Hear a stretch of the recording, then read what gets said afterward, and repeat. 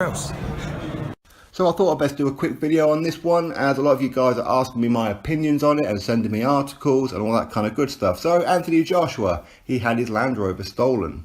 He was training in Sheffield. He dropped his car off in London with a relative and somebody nabbed it. And on your screen, this is one of the suspects, by all accounts, according to the Sun at least anyway. Now the Sun say that this custom made Land Rover cost him around about £150,000. The Mirror says £200,000, so who knows what it is, but either way, it's a crap load of money, right, for a car.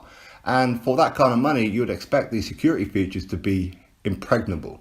I mean, it should be impossible. I mean, for that kind of money, this car should be like James Bond, you know what I mean? It should be able to do something, or like a Kit from Knight Rider, you know, just find its way home.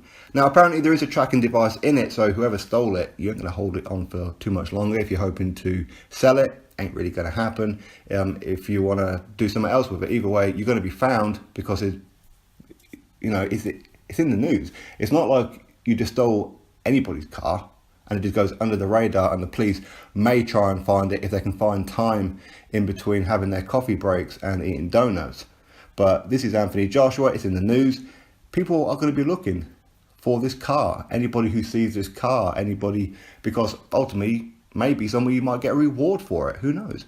But if you're the thief, first of all, it doesn't matter that it's Joshua, it doesn't matter that it's a celebrity or anything like that, or a regular working Joe. Keep your hands to yourself. Why would you steal somebody's car? If you want a car, go out and earn one, you lazy bum, you thief. I mean, who steals cars? I mean, that's ridiculous. Somebody else's private property. It's like people breaking into other people's houses.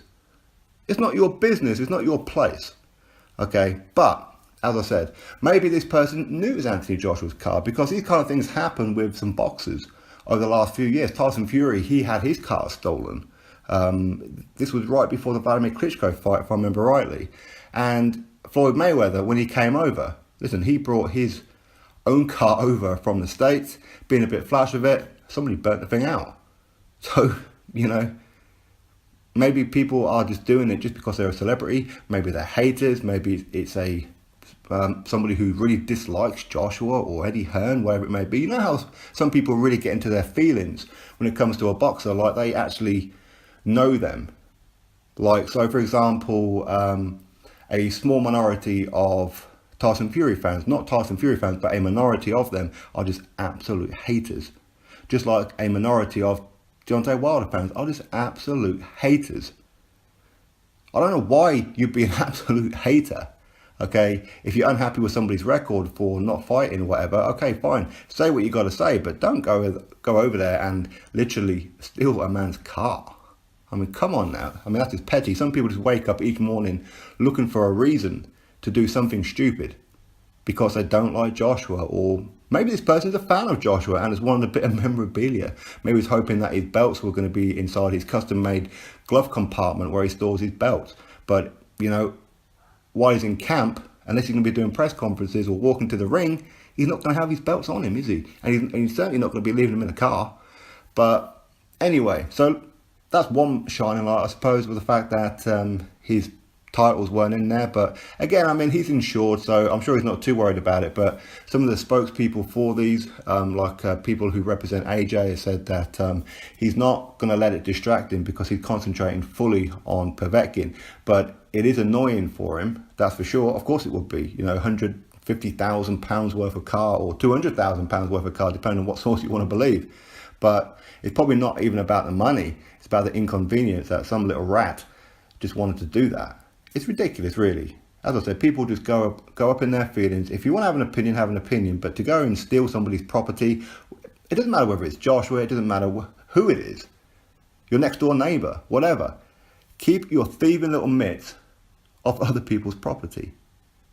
Is that too difficult to understand? I mean, clearly these people are out of work, they're just bums, clearly. And there's joyriding other people's cars. Whatever the case may be, but either way, these people are no good for society. It's not about that, it's Joshua. I mean, Joshua can well afford to buy a whole fleet of these things. It's not really that important. It's more of an inconvenience and the fact that somebody else stole another man's property. I mean, it's ridiculous, really, that in this day and age, People do this. But as I said, you know what? It's Anthony Joshua's car. People are going to be looking for you.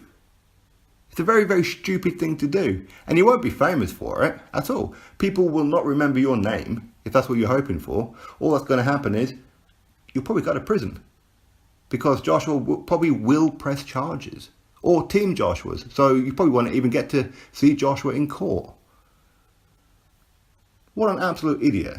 Anyway, that's the story. Anthony Joshua gets his car stolen, his Land Rover, from a relative's house in London.